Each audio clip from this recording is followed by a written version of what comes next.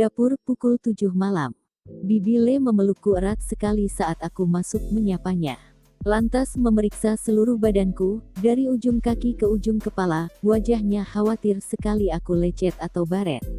Aku baik-baik saja, Bibi Le. Aku menyeringai. Sungguh, meskipun Paman Far tadi menyuruhku pencitraan, di depan Bibi Le aku memang baik-baik saja. Aku sudah mandi, berganti baju. Itu kamar mandi model baru, tanpa air, tapi aku belum pernah mandi sebersih itu saat mandi dengan air di rumah dulu. Syukurlah. Aku khawatir kamu kenapa-napa. Aku menatap sekeliling dapur. Bibi Le sedang menyiapkan makan malam. Apakah aku boleh membantu? Memasak? Aku mengangguk. Kamu bisa memasak, Selena? Iya. Tapi di rumah ibu dulu jarang ada bahan masakan. Kami jarang masak bersama. Tentu saja kamu boleh membantu. Bibi Le terlihat riang. Sebenarnya aku sudah selesai masak untuk ransum makan malam para pekerja. Bibi Le menunjuk kotak-kotak makanan yang bergerak melintasi roda bergerak menuju kantin besar. Tapi khusus yang satu ini, ayo Selena, kita siapkan makan malam spesial. Ini untuk menyambut kedatanganmu di rumah ini. Pesta kecil. Aku tersenyum. Bibi Le mulai mengeluarkan bahan-bahan masakan dari lemari pendingin. Dapur Bibi Le besar dan bagus. Peralatannya modern dan serba otomatis. Aku suka melihat betapa tangkasnya Bibi Le menyiapkan masakan. Dia gesit bergerak ke sana kemari, menyuruhku mengerjakan sesuatu, sekaligus mencicipi makanan, meraih bumbu lagi. Semua dikerjakan seperti seorang penari dengan irama ketukan tertentu. Aku tahu kenapa Bibi tidak perlu bantuan menyiapkan semua ransum makanan para pekerja. Oh iya, Bibi pandai sekali memasak. Bibi Le tertawa, bukan karena itu, Selena. Melainkan pamanmu tidak mau mengeluarkan uang Bibi Le. Sudah lama sekali aku tidak punya waktu bersama dengan sosok seorang ibu, sejak ibu jatuh sakit-sakitan setahun lalu. Pukul 8 malam, dapur yang sekaligus tempat makan bersama semakin ramai.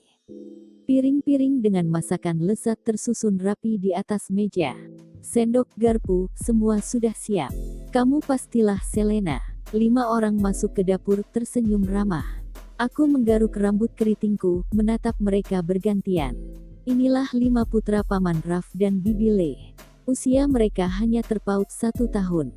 Wajah mereka mirip satu sama lain, hanya tingginya yang berbeda beberapa senti.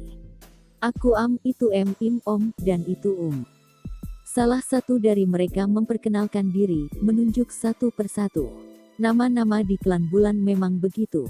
Hanya satu kata, dan itu pun terdiri 2-3 huruf saja.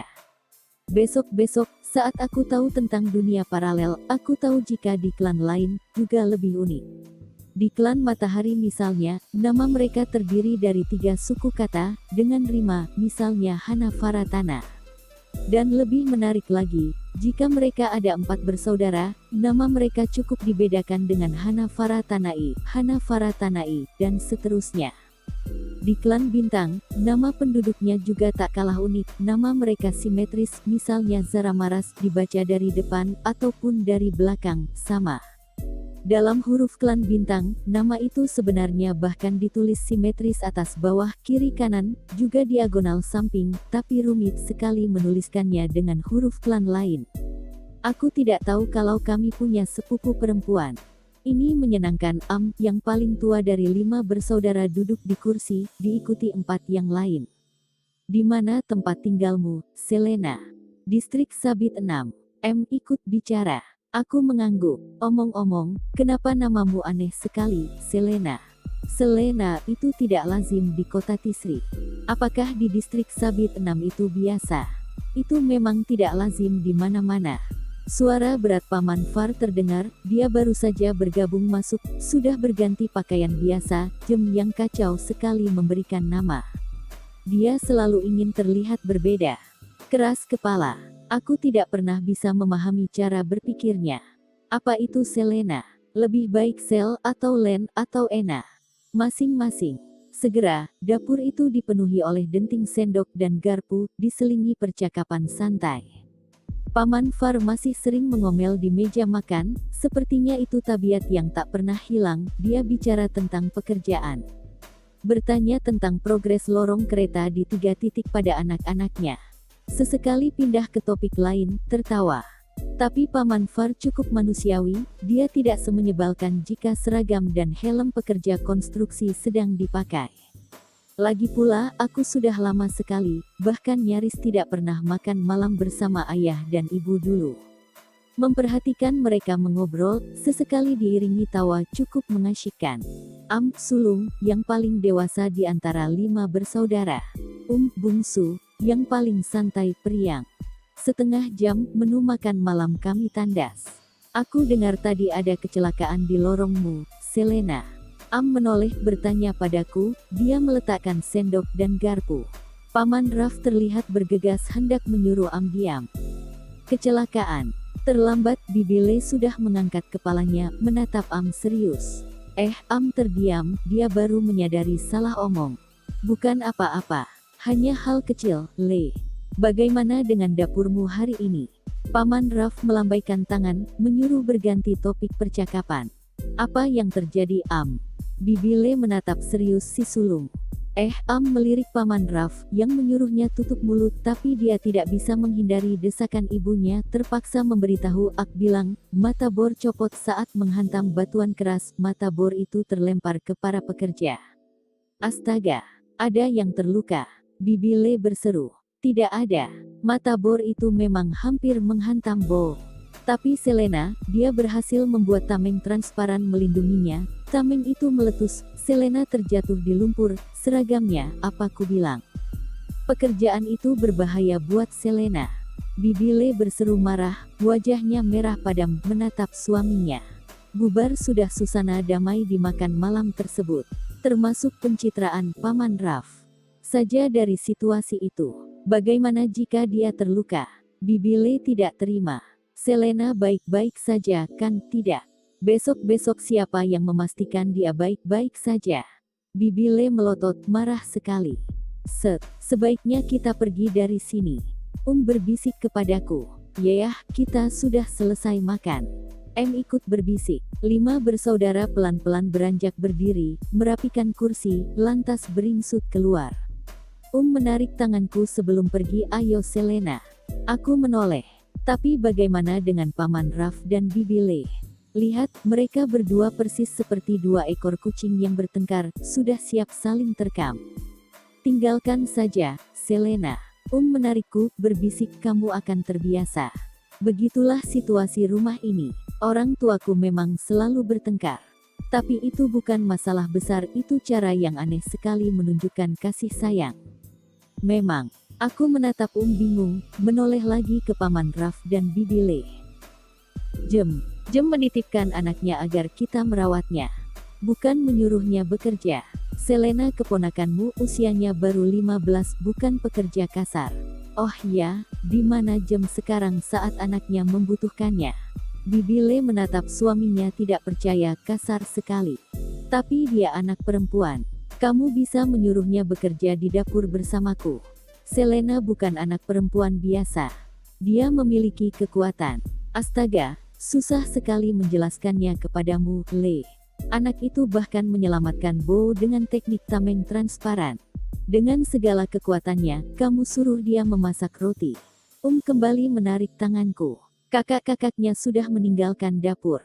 Aku mengalah, beranjak berdiri, mengikuti Baik. Kalau begitu, kirim Selena ke Akademi Bayangan tingkat tinggi. Biar kekuatannya tidak hanya digunakan untuk memasak roti. Bibile menyergah, marahnya tetap tidak reda. Dia tidak pernah sekolah sejak kecil. Bagaimana kamu akan tiba-tiba memasukkannya ke sekolah terbaik seluruh klan bulan? Belum lagi biaya sekolah di sana. Dia tetap akan bekerja di lorong bicara, Raf. Kamu juga keras kepala. Cerewet. Kamu juga cerewet. Lamat-lamat aku mendengar pertengkaran itu. Aku bersama 5 bersaudara sudah pindah ke ruang tamu yang terpisah 2 ruangan. Duduk di sofa terbang, meluruskan kaki, meraih benda kecil yang berfungsi sebagai remote. Dia mengetuk benda itu, menyalakan televisi. Proyeksi transparan muncul di atas meja di depan kami. Kemudian membentuk gambar. Tepat waktu. Pertandingan Liga Bola Terbang sebentar lagi dimulai. Am terlihat senang. Siapa yang bertanding? Im ikut loncat di atas sofa, duduk di sebelah Am. Persib melawan Persija. Oh, itu akan seru sekali kawan. Persib, klub kebanggaan Kota Tisri akan melawan musuh bebuyutannya. M ikut lompat duduk. 5 bersaudara itu duduk berbaris di sofa, terlihat antusias menatap televisi. Besarkan televisinya, Am. Am mengangguk mengetuk tombol di remote. Proyeksi transparan itu membesar 2 kali lipat televisinya, sungguhan secara harfiah membesar, bukan hanya volumenya. Dengan layar lebih besar, gambar terlihat lebih seru dan lebih fantastis. Lapangan bundar dengan rumput hijau yang mulai diisi oleh 9 pemain dengan seragam masing-masing. Kamu mau menonton, Selena? M menoleh. Aku masih berdiri. Di distrik 6 sabit pertandingan ini juga populer. Tapi aku tidak terlalu mengikuti. Anak-anak di sana sering mengobrol soal ini setiap kali habis pertandingan besar. Membela jagoan masing-masing. Ayo, ini akan seru. M menarik sofa terbang satu lagi. Aku mengangguk ikut loncat ke sofa itu. Besok bisa dipastikan para pekerja akan membahas soal ini. Jadi daripada aku bengong tidak nyambung percakapan mereka, tidak ada salahnya ikut menonton. Di televisi layar transparan, para pemain sudah terbang mengambang di atas lapangan, mereka memakai sepatu yang membuat mereka bisa terbang. Seorang wasit melemparkan bola berwarna merah ke pertandingan bola terbang telah dimulai. 5 bersaudara sudah berseru-seru semangat, mereka melupakan kedua orang tuanya yang boleh jadi masih sibuk saling berteriak di dapur. Ini menarik juga. Aku ikut meluruskan kaki. Omong-omong, yang mana tim Persib? Aku bertanya polos.